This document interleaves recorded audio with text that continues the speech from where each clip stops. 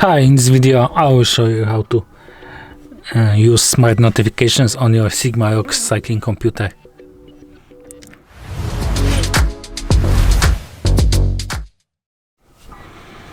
Okay, let's start by opening menu, go down to the settings, open it, go to the device.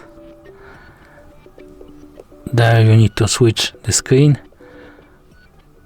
go to the smart, open it, and there you can either turn on or off smart notification and confirm it by pressing this button. Thank you for watching. If you like this video, subscribe to our channel and give us a like.